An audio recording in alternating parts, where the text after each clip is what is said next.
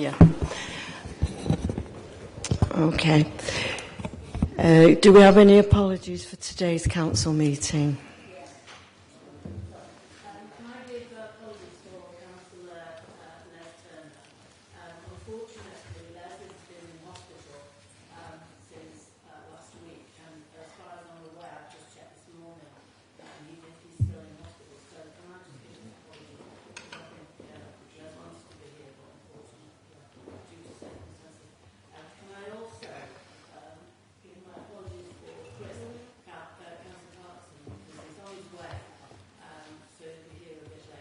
That's the traffic, isn't it? Oh.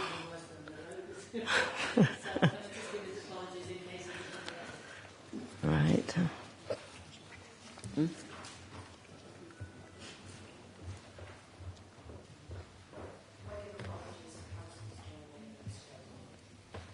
All right.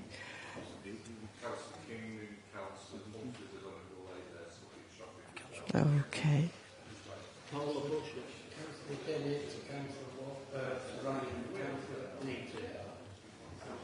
Right. Right, so we've got all them down now then.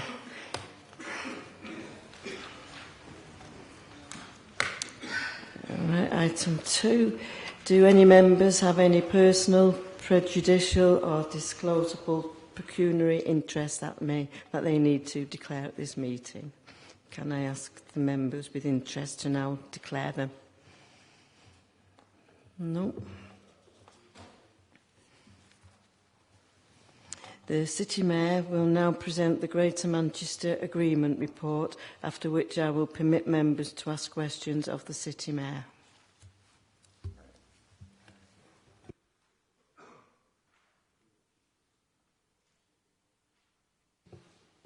Right. Good morning, everybody. My name is Ian Stewart. I am the directly elected City Mayor of the City of Salford. Can I first send our good wishes to Councillor Turner? I didn't know that he was in hospital, but we wish him well and a speedy recovery. We are here today for this special council meeting to address what I believe is probably the most significant, perhaps even momentous decision that this council will make in our political lifetime on behalf of the people we serve, the people of Salford. It is an astounding story. The story starts with the abolition of the county councils back in the 1980s.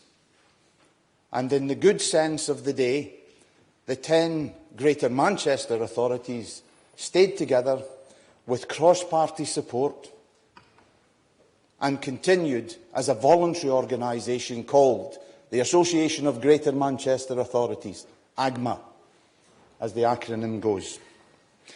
And so for the last 30 or odd years, AGMA has been politically driven by the 10 authorities and delivered by a corps of professional officers from each of those authorities. And the credibility of that voluntary arrangement was so high that 3 years ago the government actually decided to make AGMA a statutory combined authority, the very first combined authority in England. And in recognition of that good work, the relations between the government and AGMA, now at that time the Greater Manchester Combined Authority, grew. And the Combined Authority, having had 30 years to think about it and work through what it thinks the local people of Greater Manchester would be best served by, made a bid as a Combined Authority to government for what's called a place-based budget. Now, it's known that to date, around 80% of all government money spent in Greater Manchester is administered by the government in Whitehall. And we in Greater Manchester had said that money, which amounts to around £22 billion, per year would be better directed locally. And so we, as a combined authority, made a bid about 3 years ago to have a place-based budget. In other words, that the government of the day devolved its decision-making power on that resource to the combined authority here in Greater Manchester. In addition to that, there was the public service reform agenda. And we in Greater Manchester, with our integrated approach to the combined authority, where all 10 authorities are equally involved and work in collaboration, have good relations and integrated relations with the business community, the trade unions and the other sectors. We knew that growth had to go hand in hand with public sector reform. So, again, cross-party, we have driven that forward. So there were two significant strands in the last 3 years here in Greater Manchester: the public sector reform agenda and the bid for a place-based budget. Well, of course, I don't need to tell anybody here or out in our city that the most significant event recently in terms of governance and devolution was the vote in Scotland. And to a person in this room, we were impressed by a 95% involvement of the people of Scotland in that wonderful exercise in local democracy. But whilst we all fully supported the right of the Scottish people to have devolved powers, to make their own decisions as locally as possible, we knew that that was right for England, Northern Ireland and Wales too, and in particular for us in Greater Manchester. And so we called on the leaders of all three parties, the Greater Manchester leaders and the combined authority, called on the leaders of all three great parties to commit themselves to devolution here in England at the next general election. Now, what happened was quite interesting. The Prime Minister made his announcement about what the government's view of devolution in England would be and committed his party to that devolution. Now, that proposal may not sit well with the other parties, me or you, but it was a proposal for devolution in England. So the Greater Manchester Combined Authority immediately entered into the discussion with the government as to what would be more relevant. We didn't want a two-tier system like they have in London. We wanted to maintain our integrated system, a one-tier system here in Greater Manchester. And, interestingly, and there will of course be a lot of different motives for this, but the government said that it was ready to enter into discussions to meet that request from Greater Manchester. That was approximately 4 weeks ago. If you or I had been discussing this socially 6 weeks, 8 weeks ago, we would have said nothing of this kind could ever come before this council in such a short period of time. Actually, it's happened. And what we have before us isn't perfect. There are lots of questions still to be settled. But what it is, as I say, probably the most significant offer of devolution in our lifetime. And the question is, with the flaws that might be in it, with the questions still outstanding, do we wish to grasp this opportunity to have more decision-making power closer to home so that it's more relevant and more effective? Now, there are a whole range of issues that are still yet to be determined, but let me just give a feel for the process. What we have before us is an in-principle agreement which each of the leaders of Greater Manchester signed to allow this process that we are going through today to happen, so that in-principle agreement could come before the councils or the executives, as it's been done in some places, in the local authorities for endorsement, or for you not to endorse it. You have the choice. If you do endorse it, then what will happen is that I will be empowered to go to the next AGMA meeting on the 19th to say that the Salford view is that we should enter into a substantive agreement with the government that will bring these provisions about. The next phase is an interim phase, because many of these devolved powers, like planning, housing, transport, learning and skills, business support, will need primary legislation. And it will take, whichever government is in power after next May, it will take till at least 2017, as I understand it, to bring the primary legislation in. And that is the aim of the current government, and also, as I understand it, of the Labour Party as well. In the interim period, there will be a situation where we will move to find a process for the appointment or election of an interim Greater Manchester Mayor. It has been called up to now an appointed Greater Manchester Mayor, but the suggestion is that we now refer to it as an interim Mayor, and I support that. I can see the concept. Because there are two phases to this great work.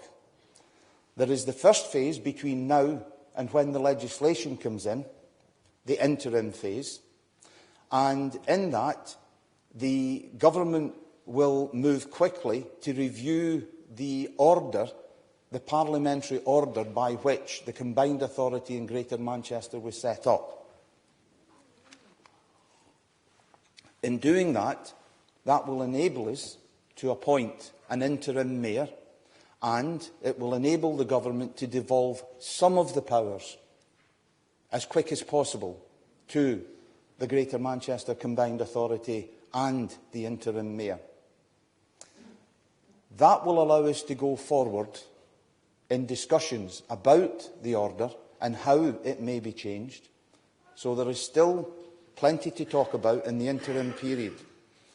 That will then lead to the situation where, hopefully around 2017, the primary legislation will go through Parliament, or as close to that date as possible.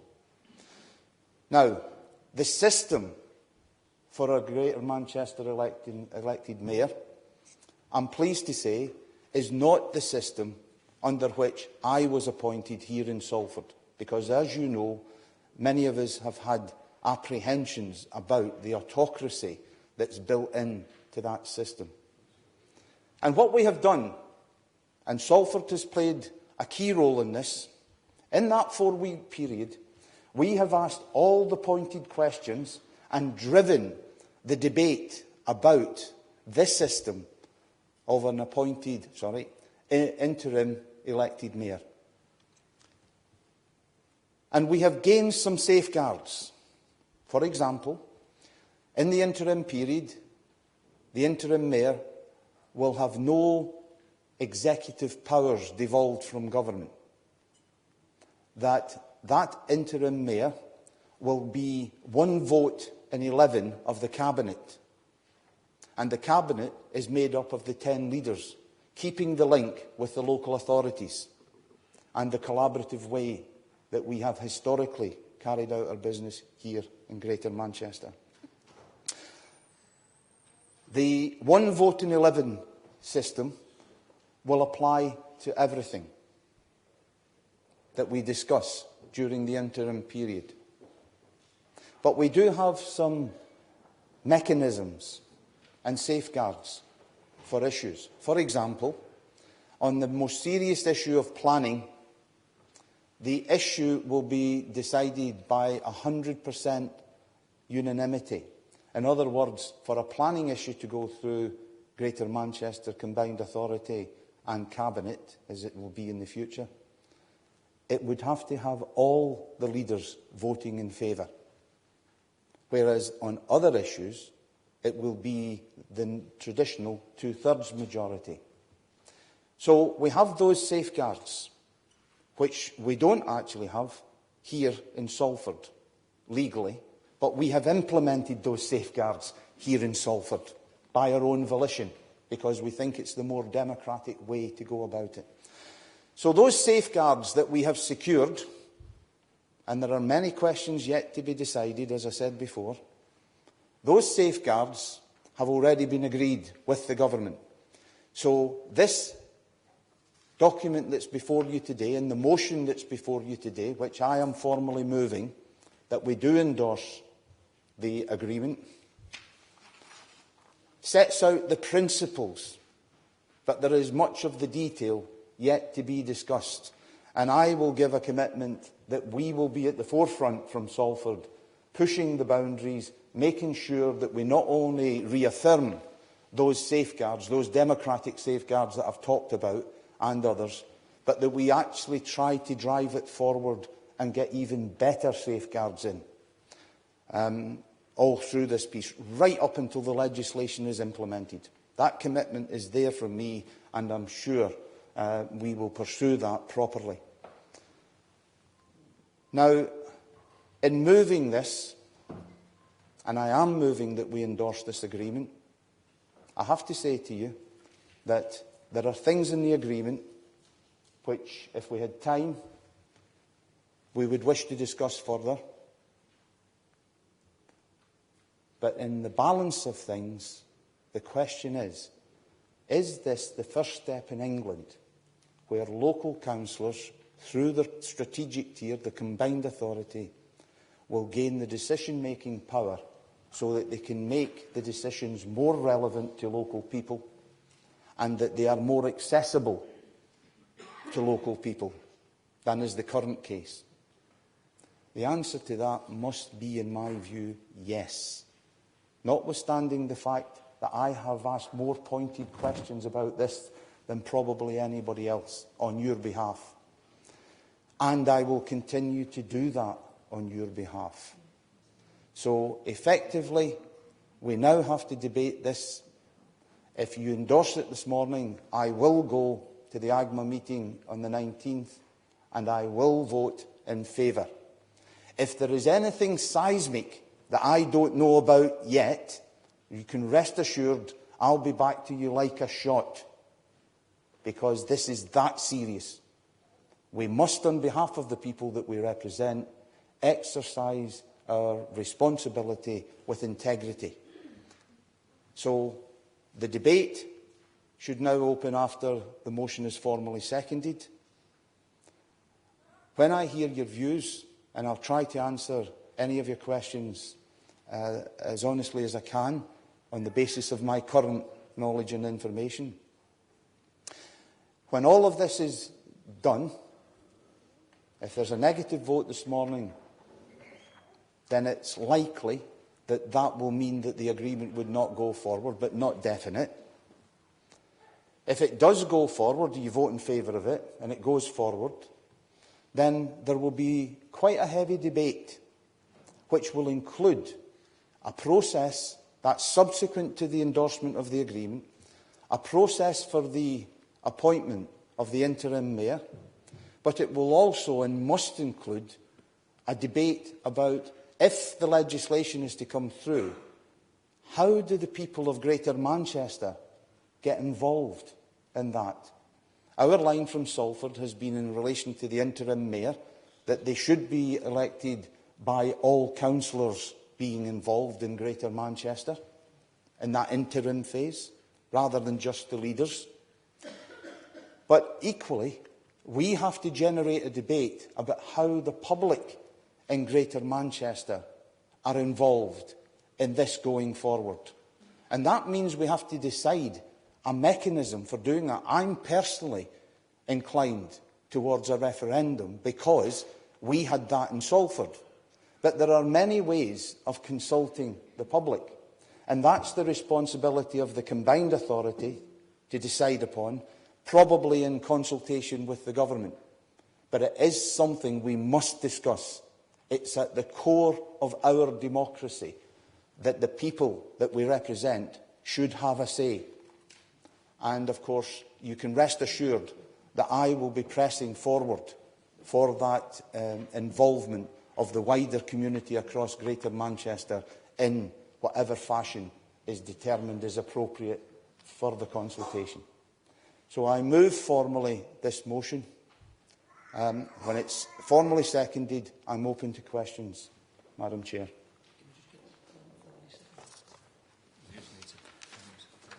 Formally second it, and then the Chair can read it out when it's been decided. I'll formally second the resolution, but I reserve.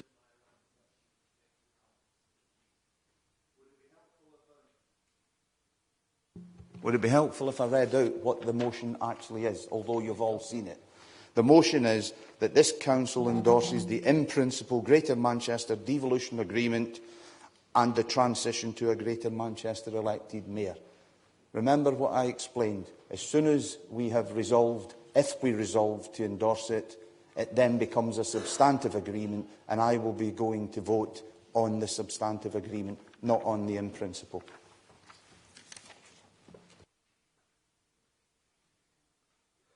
Questions now, Councillor Garrido. Thank you, Madam Chair. Can I say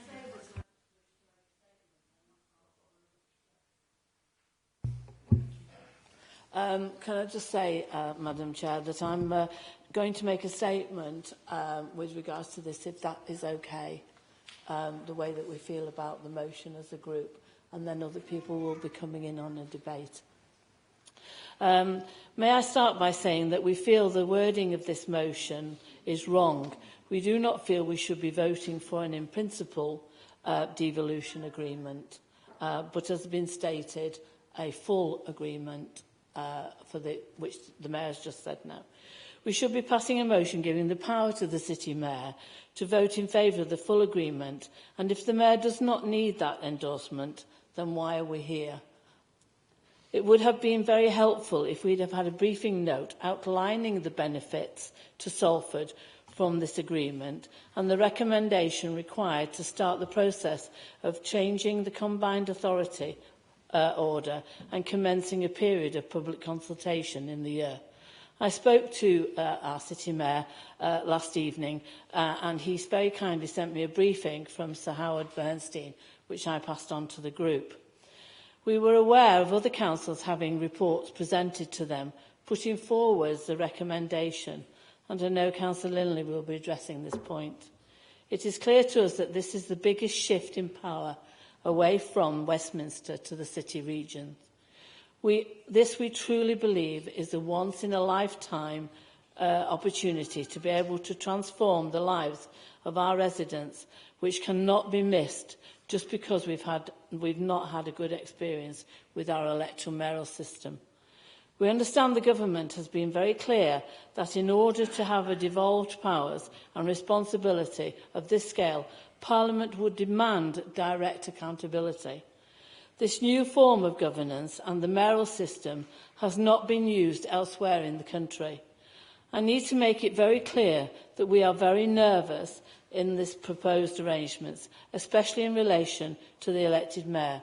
But during the consultation, we must not dismiss the concerns there will be about an elected mayor, but that you, Mr Mayor, and the rest of the leaders will have the responsibility to explain and answer questions, not just from members, but also from the people of Salford and the rest of Greater Manchester. And arrangements must be in place to ensure that this happens. The question we have been asking is that in accepting the radical changes required, what is being provided in return? We feel this is summed up on page 1 of the agreement, but I know that the group would have liked to have seen what our officers felt would be the benefits to Salford on this agreement. And I'm sure we have all read what is said in the document that we have this morning. All eyes will be on Greater Manchester. We are the pioneers, the start of the devolution within this country. What we do today, the rest will follow. It is important that we don't create another Whitehall. It is incumbent on us all that we succeed. The benefits will be great, or it will fail. It will frame the national debate for years and years to come. This is a big responsibility and one we must not underestimate. Finally, Madam Chair, as I have said before, our group and the public are very nervous about a Greater Manchester elected mayor. But the benefits from Greater Manchester are enormous, and that in mind and in balance, we should be voting for this motion this morning. All right, Mr. Mayor. All right, thank you.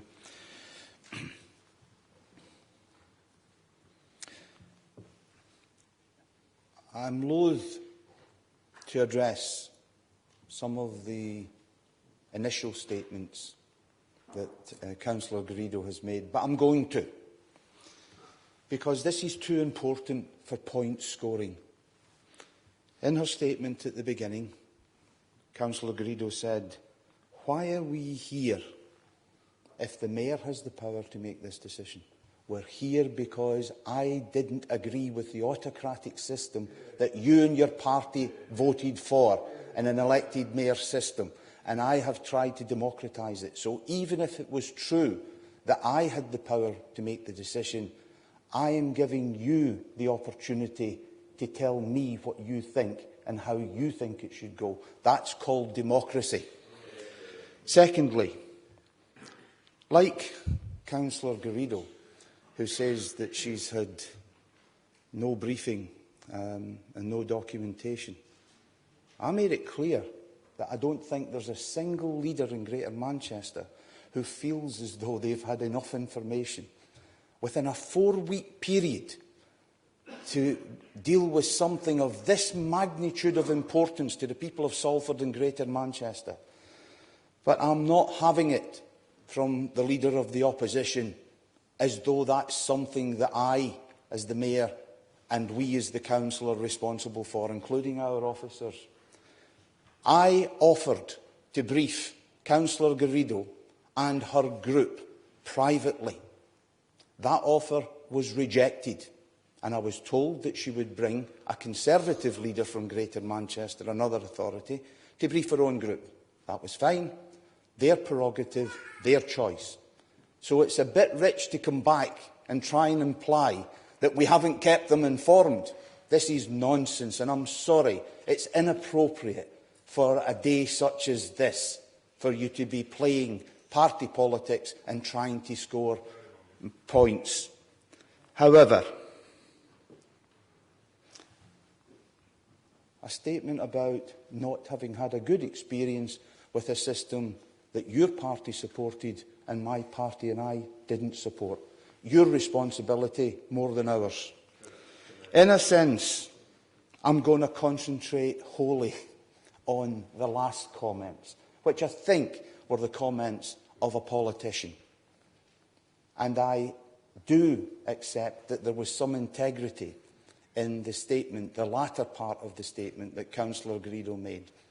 That is that she explained that her party are apprehensive about this system, that her party are apprehensive about this process, and her party are apprehensive about a mayor for Greater Manchester.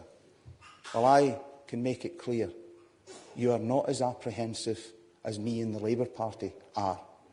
Of course we should be apprehensive. But the point that I will give credit to Councillor Garrido for is this. At the end of the day, we have to weigh in the balance whether this is in the interests in the round to the people of Salford and Greater Manchester. And I've already made my statement. The answer to that question, reluctantly notwithstanding, is yes. That's why I have placed it before you, and it's why I've recommended that we accept it, with the qualification that we will continue to try and make it better at every point.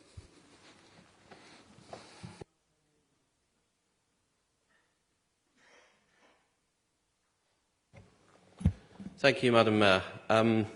I remember a few years ago when Tony Blair stood up on the television, I think it was after the Northern Ireland Agreement, and he said, this isn't a time for sound bites, but I feel the hand of history ahead of us. So when the City Mayor stands up and says, this is not a time for party political point scoring, and follows it immediately by a party political point, it does tickle me a little bit. But to be honest, I think perhaps the City Mayor has misinterpreted a little of what Councillor Garrido said. Now, yes, the City Mayor did kindly agree to come to our group meeting to brief us, yes, we felt that Councillor Anstey from Trafford would be more appropriate to come and talk to us about the agreement. But actually, we weren't talking about a briefing for our group. We feel as well briefed as we could be. As the City Mayor says, there are still a lot of questions. There are arguably more questions than answers. I think what we were looking for, actually, was some more information for all councillors, not just for the Conservative group, for the Labour group as well. And when we look at what other councils have provided to their elected members in terms of making this decision, as the City Mayor rightly says, momentous decision, an astounding decision, the most significant decision, and yes, we agree with all of that. And I just have here the paper that went to the Bolton Council, to Bolton's Labour-run council, 10 pages.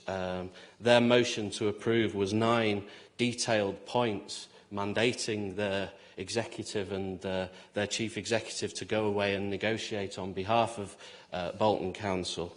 10 pages talking about the implications for Bolton, about the effect of the devolution agreement on Bolton's strategic priorities, about the local impact in Bolton of the devolution agreement, about the effect on Bolton Council's governance structures on the devolution agreement, and how the devolution agreement would be implemented locally in Bolton, and specific comments relating to Bolton that were part of the agreement. Now, that's not a party political briefing. That's information that we as councillors, all of us, need in order to make this decision as well as we can do, this momentous decision, this significant decision. And we've simply not had that, not as a Conservative group, not as a Labour group either, and that is what Councillor Garrido was referring to in terms of not being briefed properly. It was nothing to do with whether the City Mayor had come to our group meeting or not. Even if he had, this information would still not have been provided. And this went to the...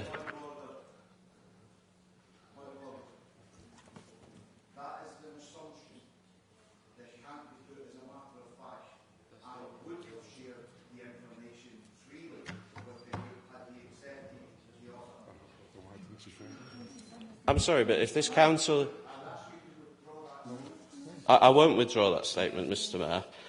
And the simple truth is that if that sort of information should be with... If this council meeting is making a decision today, that sort of information should be in front of all councillors, not just those councillors that turned up to a private briefing with the City Mayor.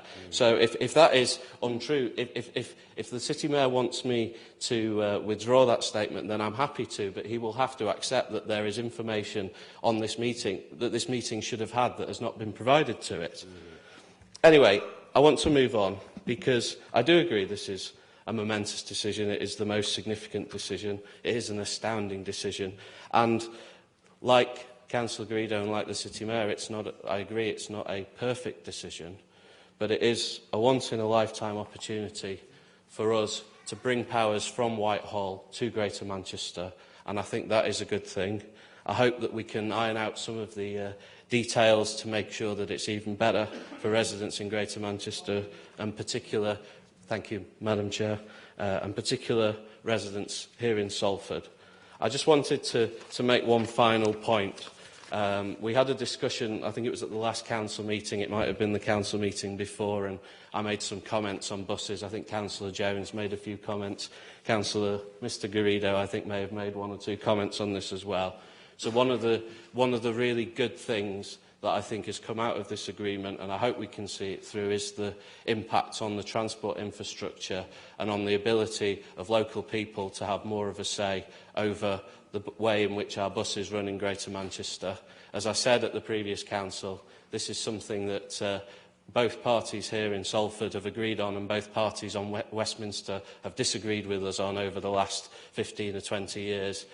So it's really encouraging to see that sort of cross-party agreement being implemented in this report, and I wholeheartedly welcome it. Madam Chair, thank you very much.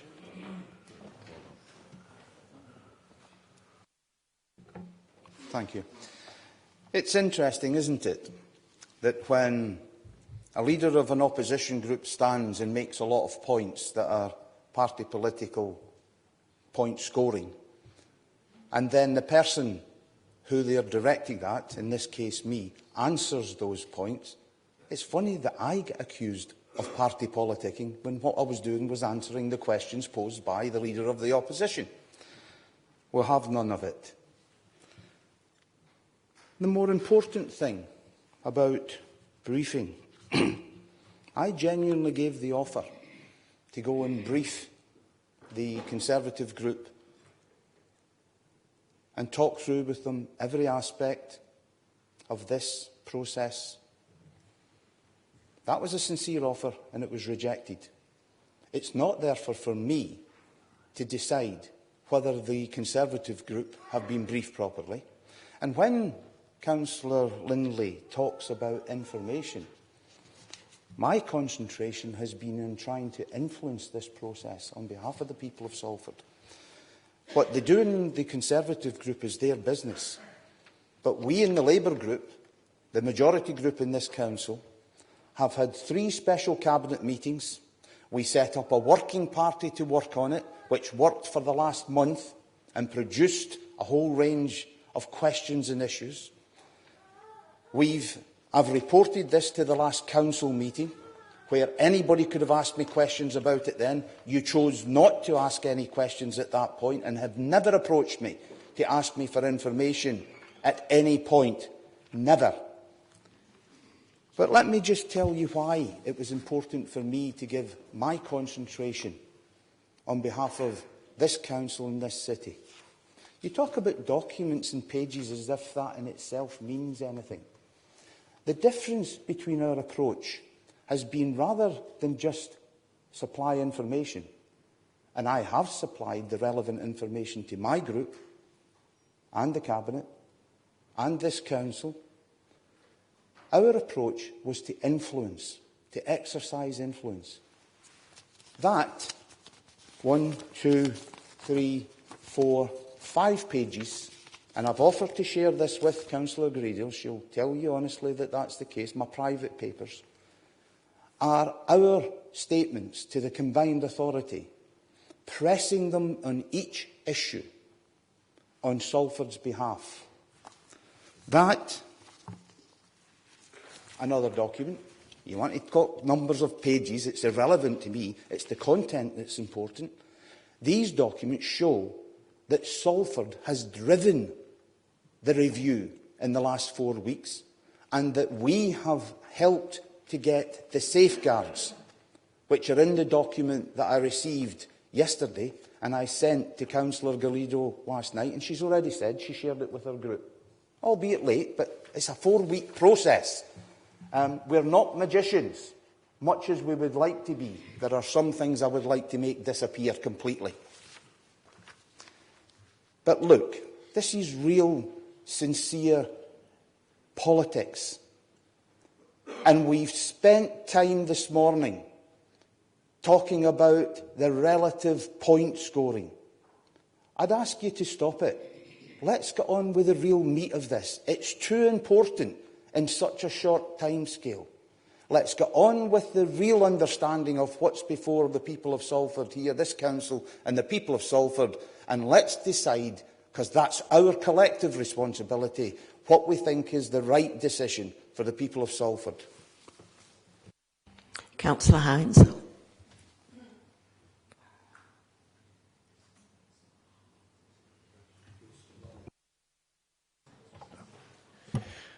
Thank you, Chair.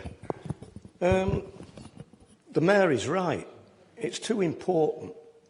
It's been said over and over again from the Mayor, Councillor Karen Garrido, Councillor Lindley. The biggest decision, perhaps, that we have taken and will take in the foreseeable future. I have been consistent in my questioning prior to this, what's in front of us today, but on the combined authority.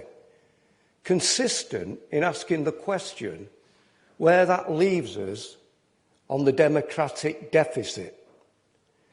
I, for all the time that I've been on the council, have always argued to some extent that it isn't really local democracy that we have here. It's local administration. And I've argued for many years that we should move into a more democratic system where the powers be at this level, real powers. I've argued that consistently. I actually believe, to some extent in this country, that local government is a Cinderella compared with national government. And I've always argued that point.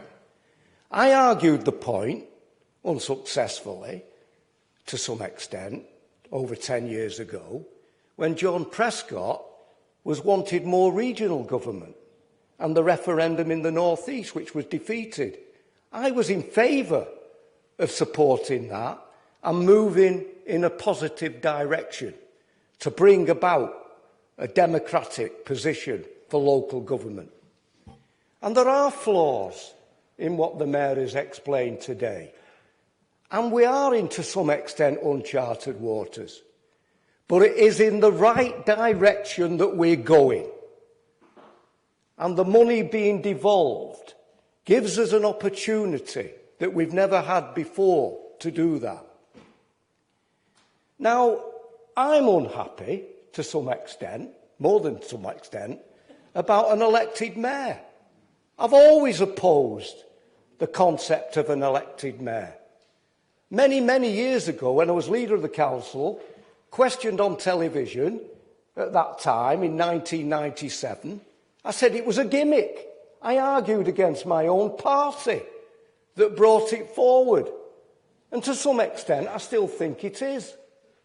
I don't want to be run by a single individual, and I don't want to be run by an oligarchy, by the way. I want to see more transparency. I want to be part of a more democratic structure. But this is an opportunity, flaws and all, that we've got to grasp and work upon it. Democracy is an ever-flowing, or should be, animal. That's where it should be. We should be working all the time to democratise on behalf of our people. I think to some extent we can be proud in this city. We were one of the first to bring about the systems that we have where we talk to the community. We can be proud of that. But we've got to keep our eye on the ball, and the Mayor knows that in the discussions that we've had. We don't want to be seen as somebody now that destroys the opportunity to bring this about. This is a great opportunity. Money coming down to us, decisions coming down to us.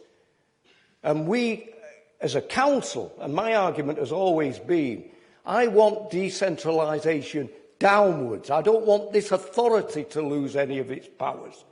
And I will, Chair. And this is, I think, I'm satisfied at the minute with the information that we've got in front of us, that we can work positively, progressively on this. And at the same time, I will be saying to the Mayor on our behalf, don't let anything go that diminishes our power or gives power to an individual, whether it be the elected Mayor in 2017 or the oligarchy that you could argue that's running it. I will be vigilant to make sure that that doesn't happen and it's real democracy. Thank you, Chair. Councillor Antrobus. Thank you. I want to support the motion.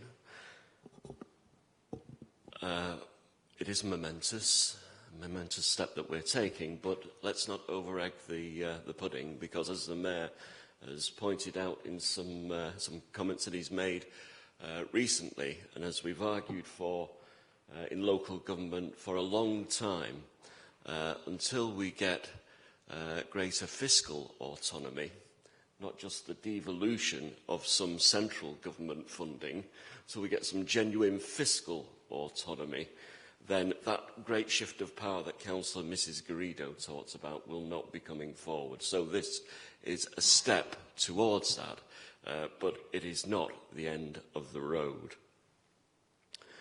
I think it's very interesting that as we take this step today, thinking about how we can change the governance of Greater Manchester to ensure that we together collectively shape the future of Greater Manchester, the backdrop has been debates in Parliament, MPs squabbling about who should be able to vote on which bit of minor legislation going through Parliament, and it worries me that they don't get it, that devolution is not about them, it's about us. It's about us shaping our futures. And what is heartening about the proposals that are before us today is that it is a distinctly Greater Manchester model, not a Greater London model. And the Mayor has rightly pointed out that what the Greater London model includes is it's almost structured to create conflict between the Mayor and the boroughs. And that's what goes on. We don't see it in the headlines because all the headlines and all the newspaper articles are about what Boris is doing. And we don't, in the North West, get to see the real tensions that exist in Greater London.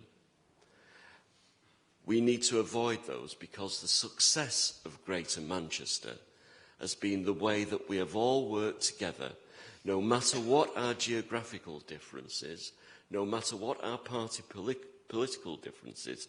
The success of Greater Manchester has been contingent on all the 10 councils working together. I think that we've got that with the interim mayor. We haven't got that reassurance yet for the directly elected mayor.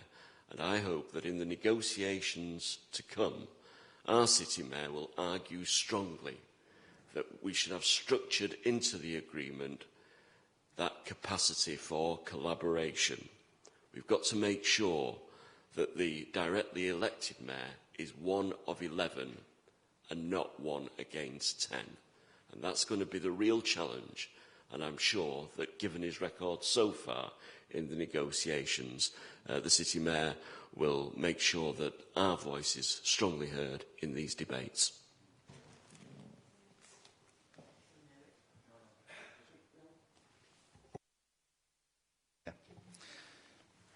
There was a real political statement of merit. What I can assure Councillor Antrobus and this council and the people of Salford is that those issues which he raised were raised right at the outset by me on behalf of Salford and have been consistently raised and pursued and will be consistently pursued right up until the legislation is passed.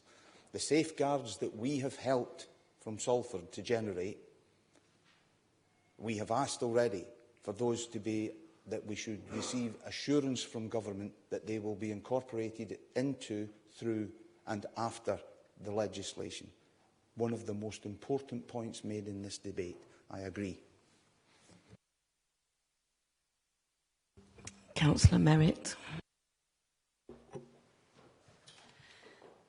Someone who's perhaps a bit less political. I mean, a bit less of a politician in terms of the way I speak and so on than Derek is. I never wanted a Greater Manchester mayor. I did have fears it would be of the London model. I know that's not what this is aiming at. I still didn't want it. I'm disappointed that it looks as if the appointed mayor, or whatever we're calling him, or her, will be appointed by only the leaders, and is that not the case? It just looks in this that it is the case. One of our big fears is that it is going to be these 11 or 12 people making all the decisions on behalf of people in Greater Manchester. And that is not what we want. And all the way through the process, we here have been talking about the democratic deficit and how we want that not to be the case, so that people in Salford still get a say. However, I will support the motion because I do desperately want the devolution. I desperately want the money and the power and so on to come to Greater Manchester. I definitely do not want English votes for English people. I want real local devolution underpinned by national UK votes for UK people. Okay, Chair.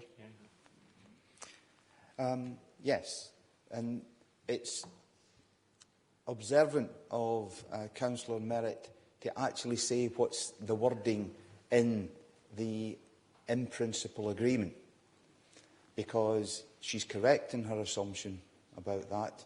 However, we have moved it on because of our pressure from Salford and other authorities to where we now will decide a way of widening the franchise so that it isn't only the leaders group that make the appointment. That's why I said at the outset, I'm in favour and have been pushing for all councillors in Greater Manchester to be involved in the decision. That's a very, very important case. So there has been movement already to the point that Councillor Merritt has made, and I'm pleased that we've played our role in getting that movement. The Deputy City Mayor can give his comment, and then we'll finish with it then.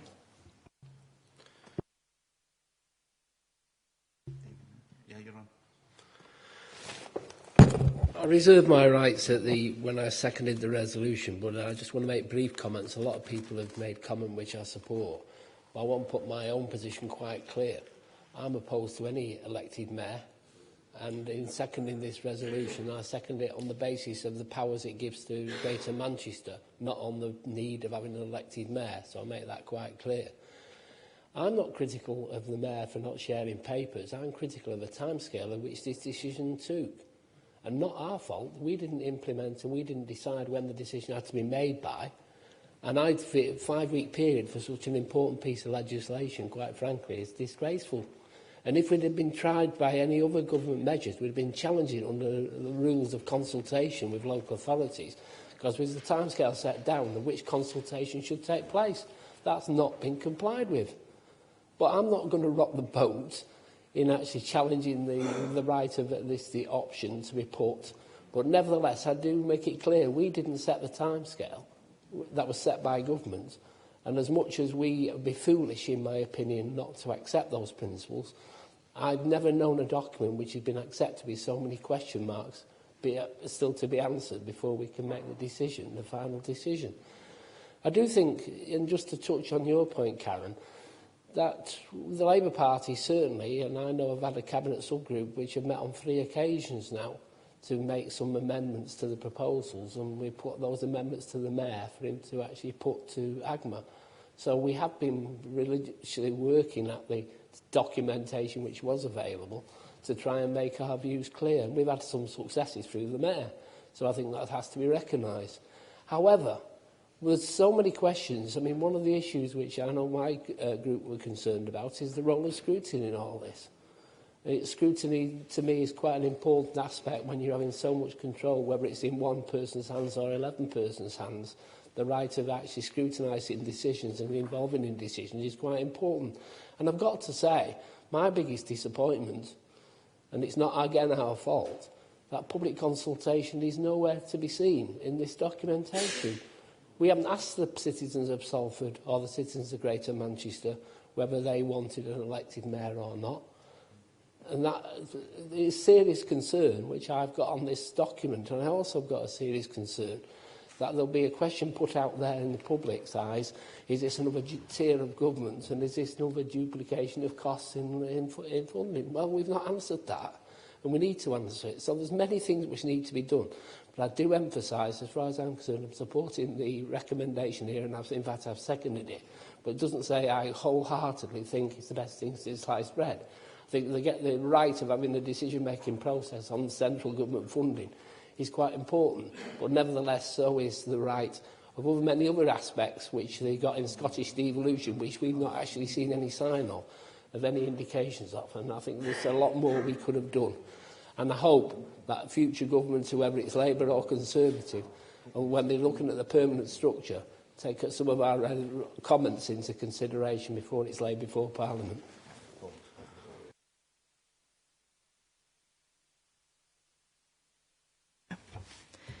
Can we now move to the vote on the first motion submitted?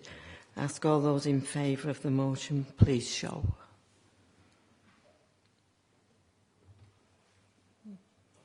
That's carried. Okay. Any against, extensions, abstentions? No. No, it's carried. All right.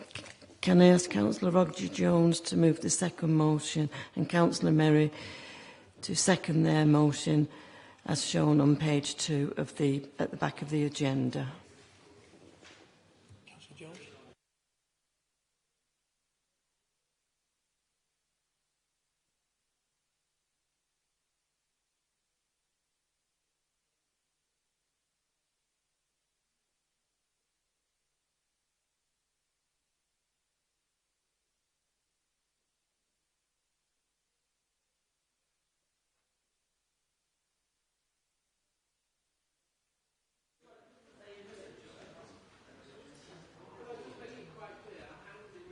Councillor Greedo at the Council Agenda Setting Group, both resolutions.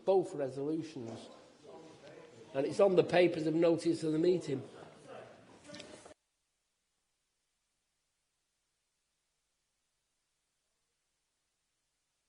I was at the agenda setting, but on this notice, it says here, notice of motion, not of motions. It says motion. Of motion.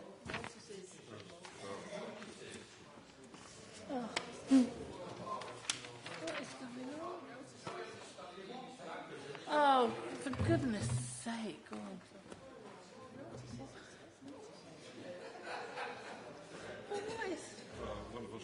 No, I didn't read it that way. It's all part of the same motion, sure. Yeah, thanks, Madam Chair. Do you want me to read? Have you got copies of this motion?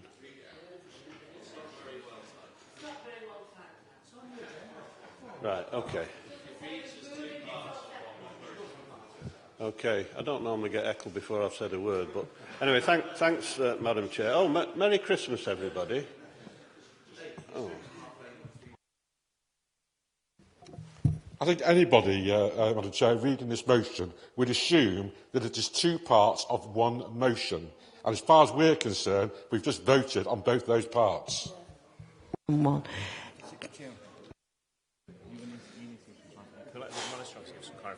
Sorry? Right, Ben. Can I be clear, Chair? When the City Mayor stood up, he cleared it, the order papers are marked in terms of notices of motion. And when the City Mayor put the motion to the Council, he read out the motion that he was putting before Council, and that's the one that was marked little 1 in your order papers.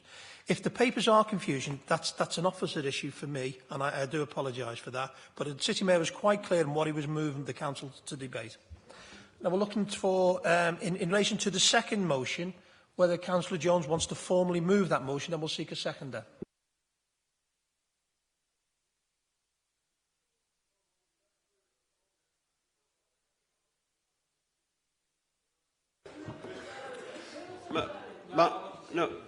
Madam Chair, the reason for speaking is not just for the sake of speaking, it's to highlight the issues that we're concerned about. Now, some of them have been expressed, but quite a number haven't been expressed.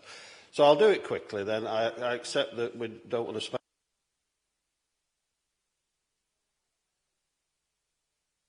Thank you. Councillor Jones.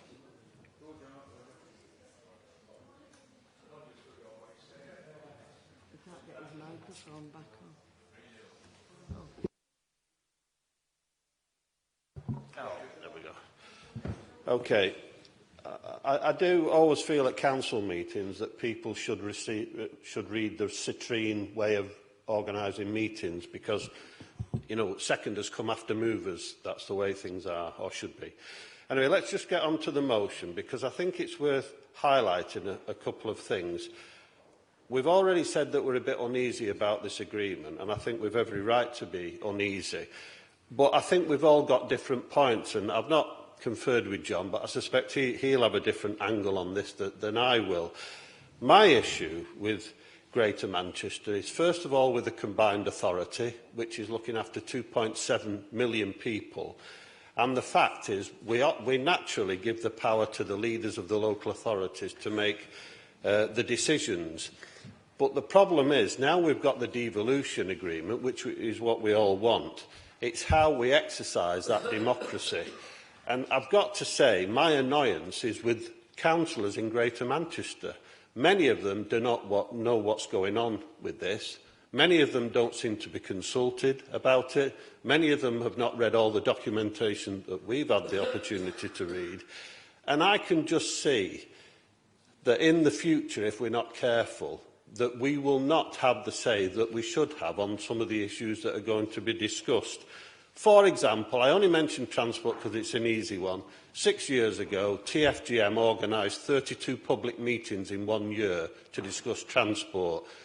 Last year, they organised 1 meeting.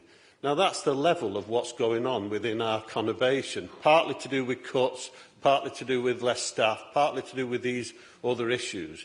But I think we should be saying, as firmly as we can to the leaders and to the City Mayor, that if there's a process to appoint an interim mayor, we should be part of that process. We must have a say in that process. And I think we should be demanding that as best we can. The reason for the 2 resolutions is very simple, Robin. Number 1 is the agreement. That's what we put in our name to. But number 2 is the kind of advice we want to give to the City Mayor when he's discussing this with the leaders. And I think involving all councillors. Now, everyone will have a view of how that should be done. I have a personal view. I think we should all be balloted on a thing like that. But I know other people don't agree with that. But there are 50-odd councillors in Greater Manchester. If the government think there can be a ballot of 2.7 million people or there or thereabouts, I don't see why we can't have some mechanism where councillors are involved. The other issue about the elected mayor has already been said, so I won't highlight that too much, other than I think certainly in Salford we had a vote whether we wanted an elected mayor. Manchester had a vote. Bury has had a vote. So there's no earthly reason why we can't say to the new government after May, well, we would like the citizens of Greater Manchester to have a vote on the principle of how you governed. I think people should be asked that question and given the alternatives. Now, that's really what this motion is about, just setting the scene, saying to the City Mayor, this is what we'd like you to try and negotiate if you possibly can. And, you know, I give the City Mayor some stick, as he knows, but I've got to say, on this, I think he's been straightforward. He's told us all along the line what has been discussed and negotiated. And I think, as a group, certainly in Salford as a council, we've been more informed than most local authorities. And that's what bothers me the most, because other authorities and other councils just don't seem to know the detail that we know. And I think that they should. So that's the nervousness that I've got. So I'm happy to move the motion on that basis, Madam Chair. Councillor Merritt, to second, please.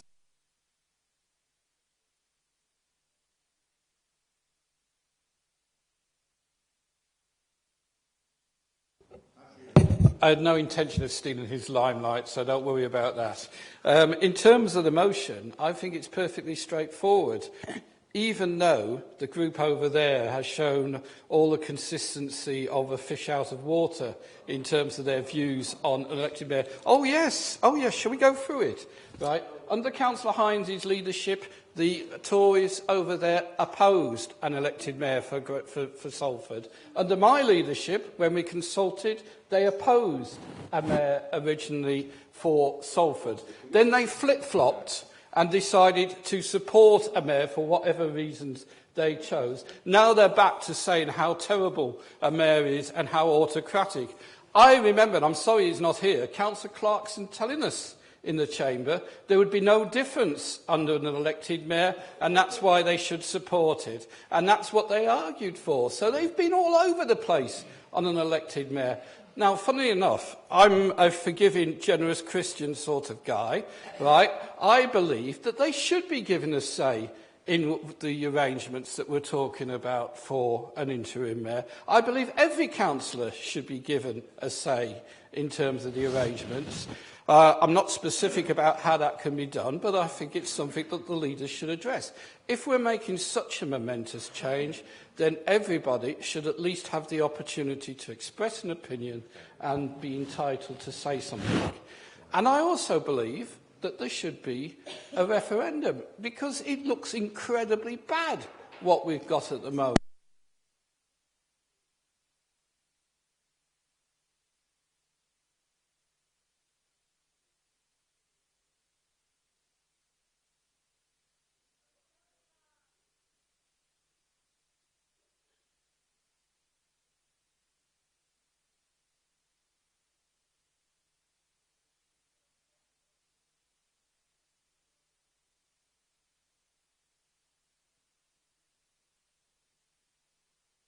It's on, man.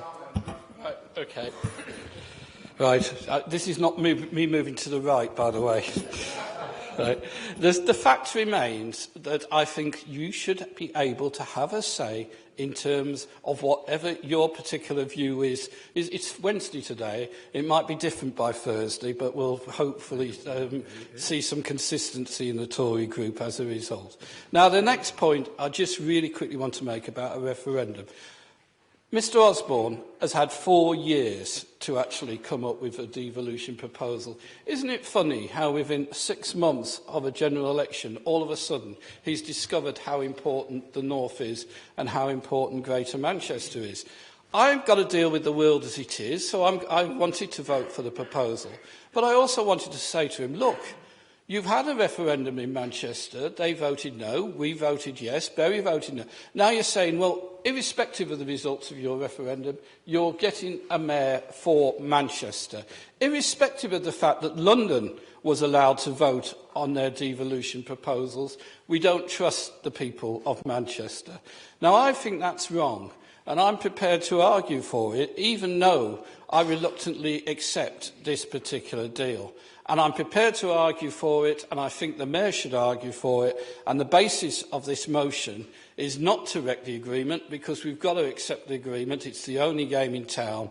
But it's basically to say these are these principles, and perhaps Mr Osborne might discover that he's got some principles as well. Councillor Robin Gurry. Thank you, Chair. I wasn't actually going to speak on this until Councillor Murray got up, and I think it's amazing, isn't it, that we had the Mayor telling us how he wasn't going to score any political points over this subject, and criticising our leader, Councillor Garrido, for any political points, and then one of his officers, his assistant mayor, gets up and makes a speech which is full of political attack and making this into a political issue. I think that's totally unnecessary. Part 2 of what I consider to be one motion is important, and it's important that we do get the right make-up. And we've discussed this in the first motion, that there's a lot of consultation to go on yet. Certainly, as an opposition, we are participating in that consultation through our own channels. We've had our own meetings, such as you've had your meetings. I think it's quite wrong of Councillor Murray to suggest a fish out of water. I'm not quite sure what he means by that. But, you know, because we've not shared our thoughts in the Labour group meetings, then that certainly doesn't mean to say that we have not been participating. We've been full participation in this, and we will continue to do so, and we will continue to submit our own proposals and suggestions as far as how this should work. And just to give you some idea of that, just so that, and if you just bear with me just a second, I've lost my notes.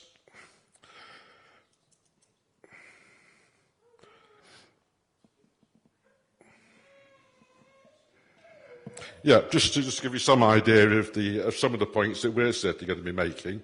The first of these, in fact, is in terms of the independence of the mayor. Nobody's actually spoken about the possible independence of the new mayor, whether it be the interim mayor or whether it be the eventual elected mayor. I don't believe that it should be restricted just to a councillor or somebody who has held or stood or held elected office. I believe it should be much wider than that. We have many good people in Greater Manchester, in industry and commerce, that could bring some terrific experience to the role of Greater Manchester Mayor. And that's certainly one of the important points that we'll certainly be putting forward, over the next few weeks.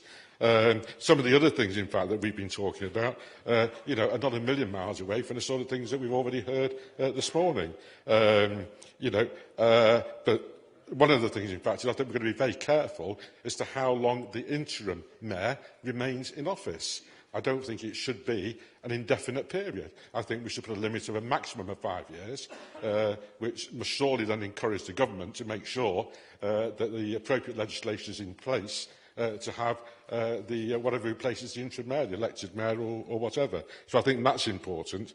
And I think, finally, in terms of the selection of both the interim mayor and the eventual mayor, that should involve the widest possible number of members. It shouldn't be restricted just to the 10 or 11 members of the combined authority or whatever. It should be much wider. I certainly want to see it include both the LEP and also all councillors in terms of the final selection, at the very least. So I think there are a lot of issues there, Chair, that we need to take account of. I didn't actually think that today's meeting was the one where we were going to really be discussing that in any detail. I think this is something which, as groups and as the Council, these will be put forward. We will certainly be putting them forward, and we will be playing our full part in that consultation procedure.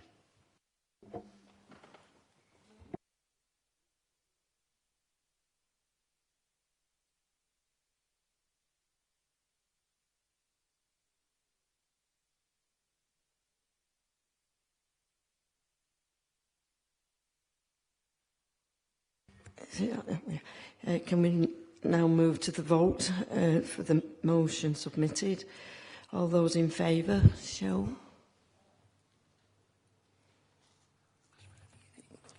Anyone against or any abstentions? No, it's carried. Yeah. Right, that's the end of the council meeting, and I thank you all for attending. And can I wish you all the best for Christmas. Have a great time and a peaceful New Year. Thank you.